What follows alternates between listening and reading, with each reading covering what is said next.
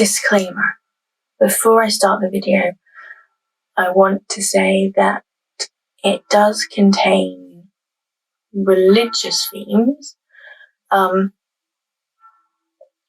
So that's not your bag, you might not want to watch.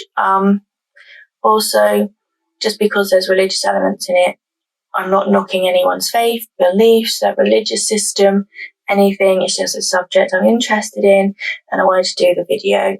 So, apologies if it offends anyone in advance, but hopefully everything will be a-okay.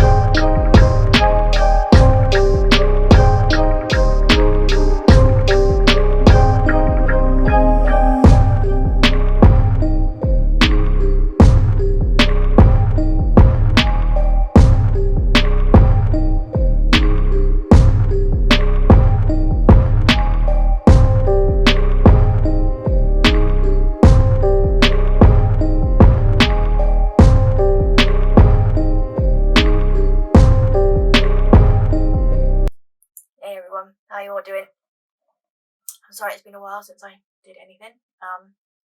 I was trying to finish off the summer holidays with the kids and spending some time with them, sort of filming and stuff.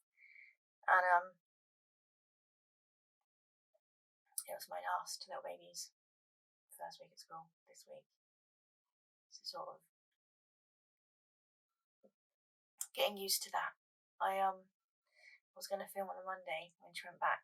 My eldest didn't go back until Wednesday, but she stayed upstairs all the Monday because tweens. But truthfully, I ugly cried. I cried before I left the school grounds. I cried all the way home. And when I got home, I sat on my bed and I bawled my eyes out, snot running down my nose and everything because I ugly cried. I'm getting used to it. I'm getting things done. I can listen to my music without being told off, which helps me, motivate me, get some stuff done, and it fills the silence. I miss them. And I'm counting down the days for the next holiday, but now I've got some peace and quiet. Thought I'd, film and hopefully get into a schedule of doing some more. I look like a manic little doll, don't I? A manic, weird little dolly. So my makeup didn't turn out how I planned it to, but it'll do. Anyway, today's video might be I had to stop for a minute. I can't film in front of him. I don't know why. Maybe it's not a good sign. Anyway, before I open that can of worms, this video, it might be a bit disjointed and a bit. Some of the people watching might think there's nothing unusual there, but this is going to be a bit weird. Something I'm interested in. I think I might do another one to go with it at some point. It could be like a part 2, and it fit in with this one. But like I said, it's something I'm interested in, and I thought it was a bit different, and I don't want it to cause offence, which is why there's the disclaimer at the front of the video. I've got, like, I usually write a lot of notes, but I've got this many notes on this one, and some of them I might have to read them like a news reporter because some of it is it's a bit wordy, as Kanye would say. So yeah, but without further ado, let's get into it.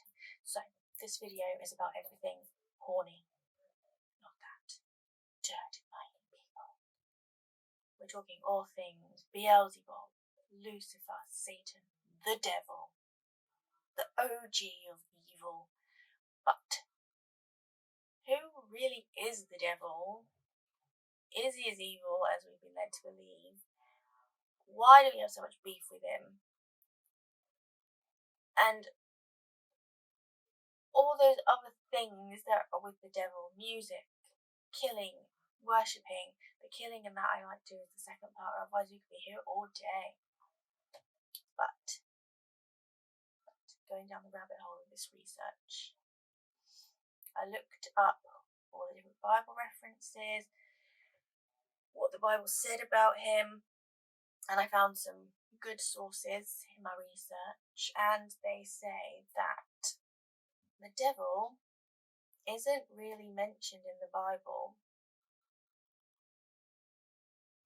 really at all, in the sense that he was later on, the sense that we know him now, of hell and the devil and all that. This wasn't until later interpretations and new revisings and all that jazz that goes on with these things. Apparently, there is a UCL professor, Professor Henry Kelly. Now, before people go, well, this dude might not be religious or he might not be this or that, he started his career in a Jesuit seminary and he was training to become a priest. He was ordained by 4 of the 7 priesthoods, including the Order of the Exorcist. So, you know, he's religious, he's got his beliefs, he believes in it. He's just done a lot of research, and he said that in the Old Testament, the devil is only mentioned 3 times. Now, when he is mentioned in the Old Testament, the devil, Lucifer, was actually God's, maybe not his right hand man, but his left hand man. He was God's administrative system.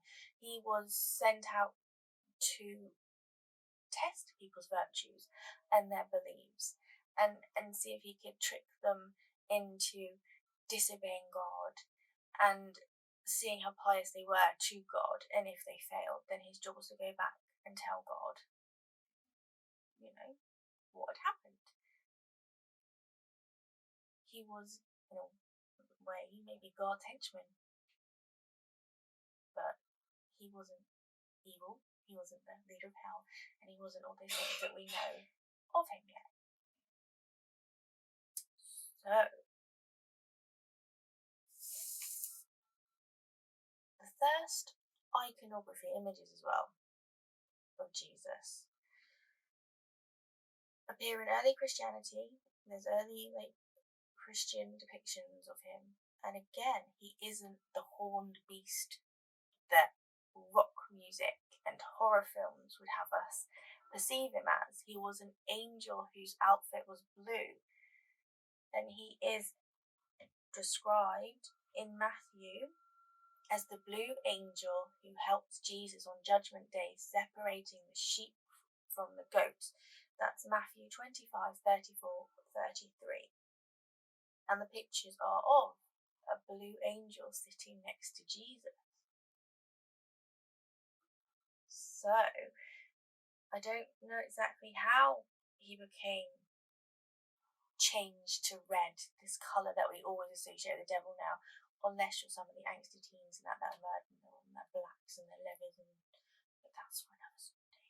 But yeah, how he became changed to reds from the blue angel that he was.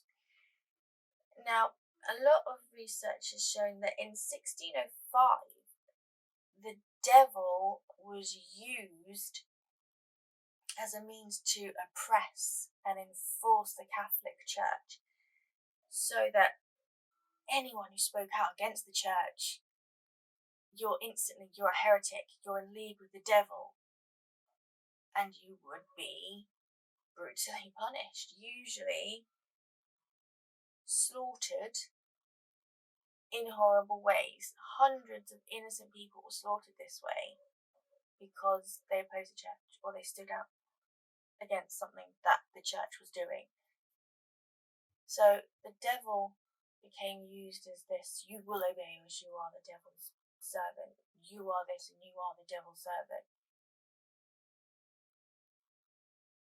But Steve Wells has really looked into some of the fundamental things of the Bible, including who has the highest killing tally between God and Lucifer. Now, he has calculated that. Let me see. Sorry, I checked my notebooks. I've got quite a few. That God's killing tally totals 24,634,205. This is what is in the Bible. The devil has a count of 10. And those 10 are technically on God's hands as well, because it was a bet between him and the devil if he could kill these people. So you have the God that has a higher death tally. He bet the devil. The devil was like his henchman, sorting out his administration. He was a blue angel.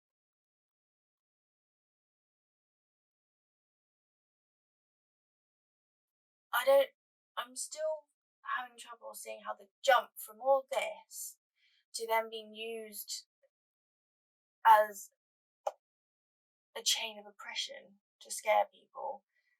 When that first change happened, I'm not totally sure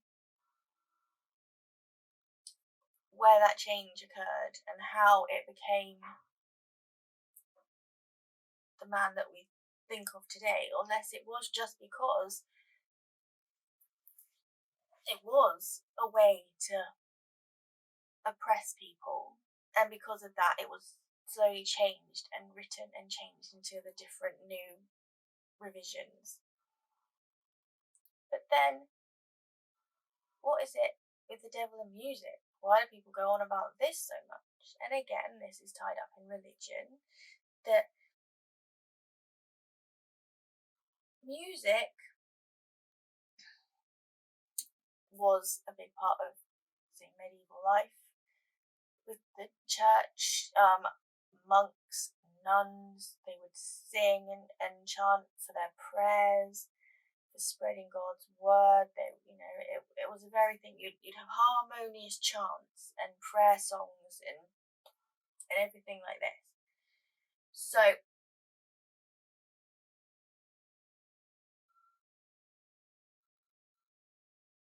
for them to, it is very much a controlling thing and a putting down and we're better than you sort of thing, because partly it's to do with a lot of pagans, say Vikings, etc., would have folk songs, and these songs would have their gods and their stories and their legends, and it would be sung like campfire songs and things. It gets passed down generation and generation, and all this knowledge, all this I was going to say knowledge again, wealth of knowledge passed down for a song. And then Christianity came along and they were like, well, our word is spread through the book. We have songs of prayer, but we don't tell the word of our God through songs. And if we start saying that it's evil and the devil's in these songs, you start to discredit the means, so you start discrediting the message.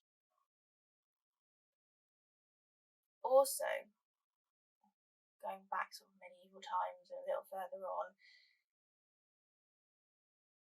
the people that would sing songs, everything would be educated, they knew Latin.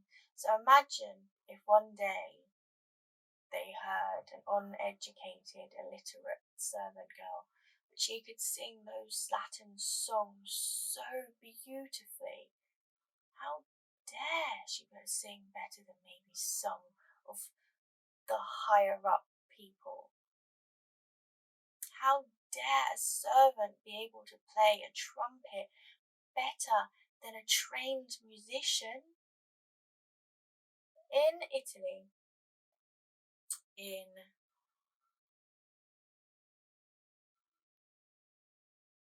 some century,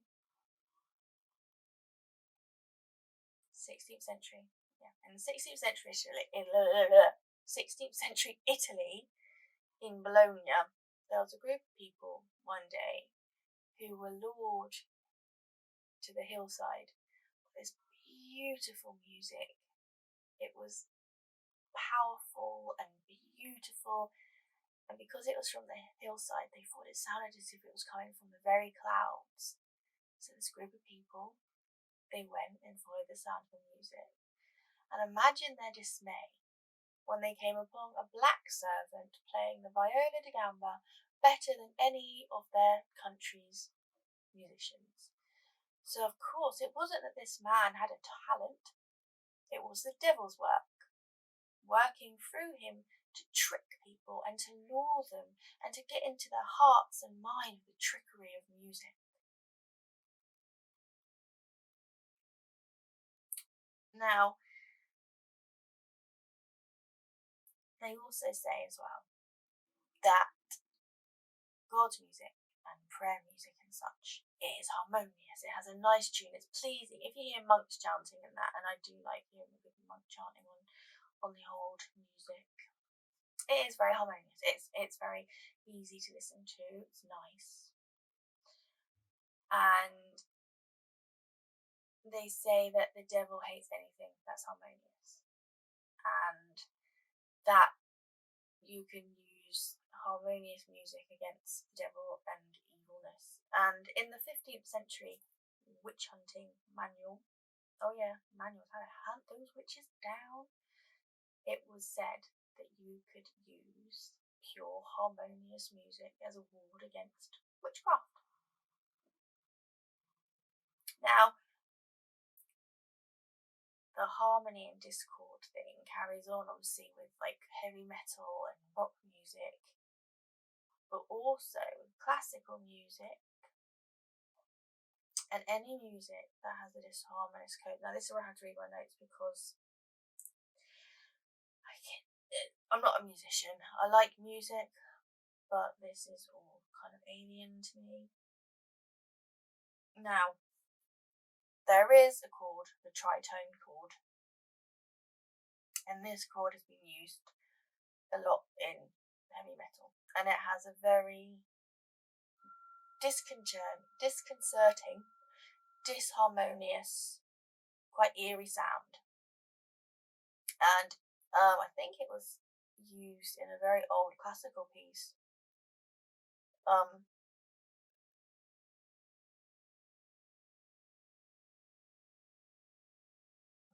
Excuse me. I can't remember the name of it. I will link it down below. And there are rumours that this chord was so so disharmonious and out of line with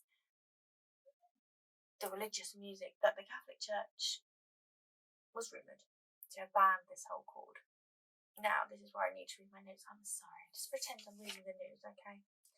Right. A tritone, or diabolus in musica, the devil in music, is a triad. A triad is an interval made of 3 tones or 6 semitones.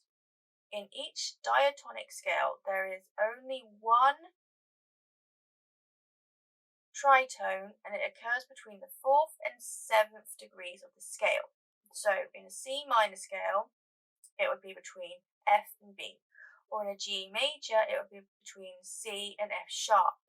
The system of mods worked for every note of the scale until you get to B. This is the Lacronian mode, and it was, where's my note going? And it was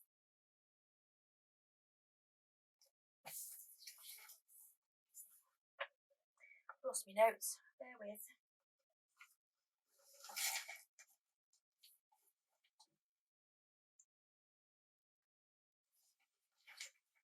Told you I had a lot of notes, sorry about that. And it was the only one where the 5th degree of the scale is not a perfect 5th. It's an augmented 4th, a forbidden tritone. It is harmonious sound and used a lot of music that could be called the devil's music. And like I said before, it's been used in jazz, classical, the blues, heavy metal. Obviously, this is also generational because every generation that comes has music that annoys the generation before, and probably all linked up with that as well, that everyone's being told that certain music becomes the devil's music. When jazz came out, it caused an uproar. It was banned in houses, it was banned in lots of places. Same with blues, that caused an uproar. And then obviously heavy metal, punk, all these things, anything that excites you and agitates you and whips up the youth into a frenzy of excitement and joy is a bad thing. But now look, jazz, blues is all a recognised, beloved form of music. But the thing with those as well is it is partly racist, because you have jazz and blues and things created by black people, and it was, this is the devil's music.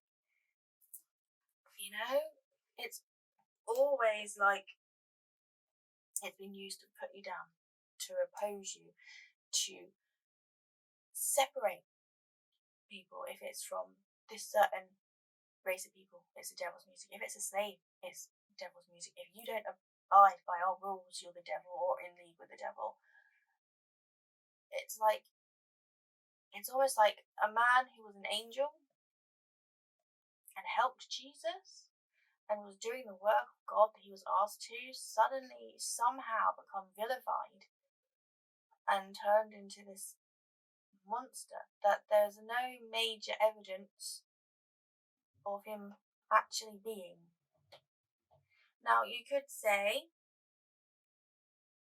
what about the whole 666? Now, obviously, everyone has heard that the number of the beast, from horror films to that song.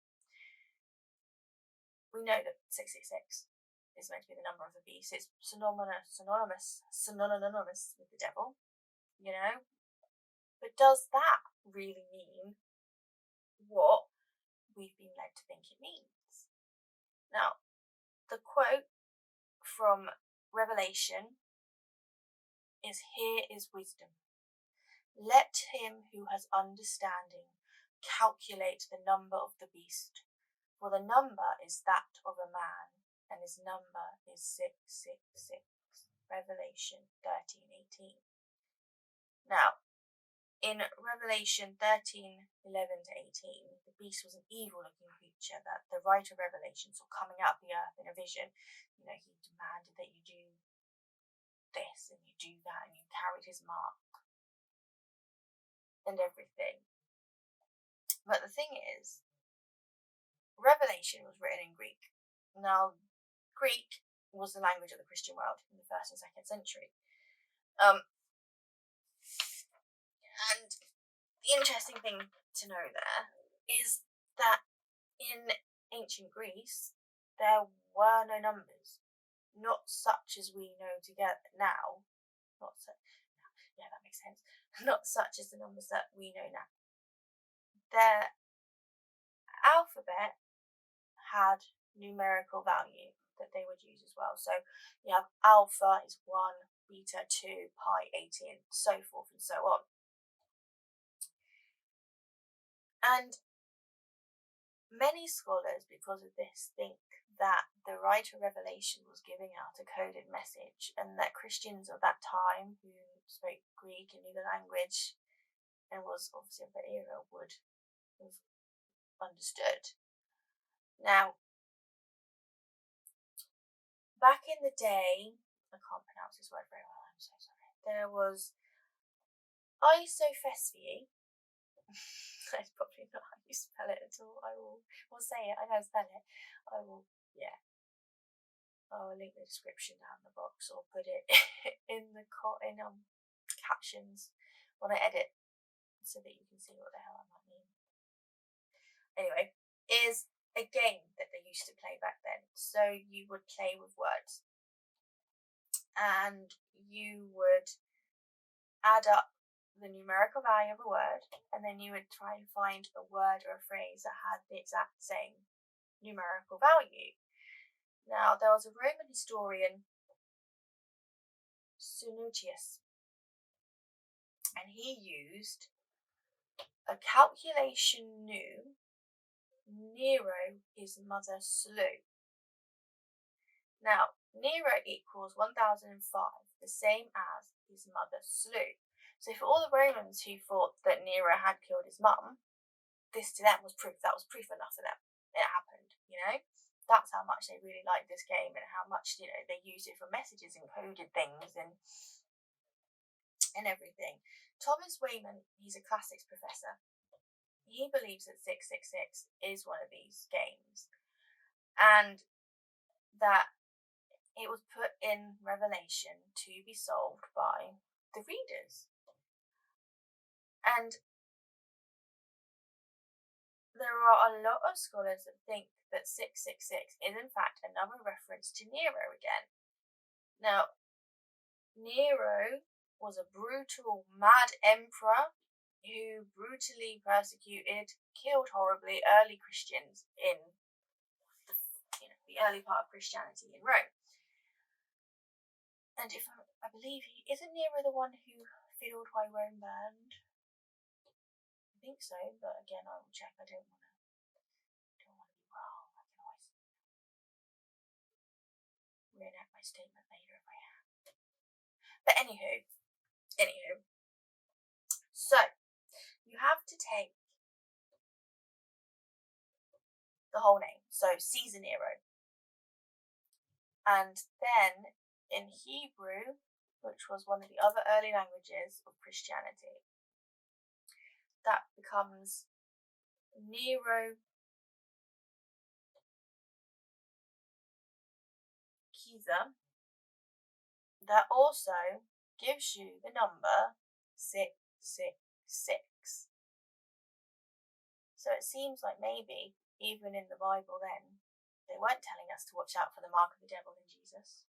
In Jesus, sorry Jesus, amen, in the devil, they were warning you about Nero, who because you had a faith that was different to theirs would kill you for being a Christian and believing in God and Jesus.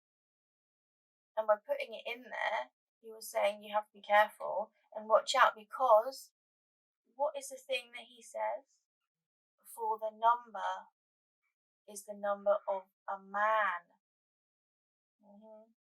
So there's a little snippet into the devil. Some of the things that I found out going down a little devil rabbit hole. And they said we could do more in another part, because you obviously have the satanic panic that happened. You have people that are Satanists. You have actual devil worshippers. You have people that kill in the name of the devil. But are they all just slightly, I don't know, blinded by what we've been told through new revisings of the Bible and through, music that have, portrayed him as this beast coming out the ground and there's fire and hell and all that jazz. And through horror films, so many horror films, the occult, the killer, devil. Because so far, looking it up, it seems like he was just doing his job for God. He was helping Jesus on Judgment Day. His music is just because it has a disharmonious chord in it that didn't sit well. The devil was used by the church to threaten people. I don't know. I'm sure there is more out there, and it's one of those things to keep digging and see how it did cross over. But for me, the devil, he's still doing that job for God, isn't he? He's taking all the evil, wicked people and letting them burn in hell for all eternity. And when you say he's going to take a child abuser down to hell, or child murderers, or things like that, then you want him to take them down to hell and let them burn eternally and suffer torment for all bloody living eternity. And to me, that's not a bad thing. Getting rid of those that are evil and deserve it. But anyway, that's a little tale of our little Lucifer, and partly what he was, partly how he was in the old books, the Old Testament. It's just strange how things get turned and twisted. But anyway, I hope you enjoyed it. I hope I didn't upset anyone too much with it. It's not my intention. I just find things interesting. That's why I like doing my little videos. I'm sorry that's a manic little doll. What was I going to say? Oh yeah, if you liked it, thumbs up, subscribe, hit the ding-a-ling so you can maybe see part 2 if I do it. Join in with me. Watch me chatting. You might even get ugly tears one day. I am known for my weirdness. Who knows what might happen? Anyway, have a great day. Do good things. Know your worth. You're appreciated. You're valued. You're amazing. And thank you for watching. Have a great day. See you soon. Bye!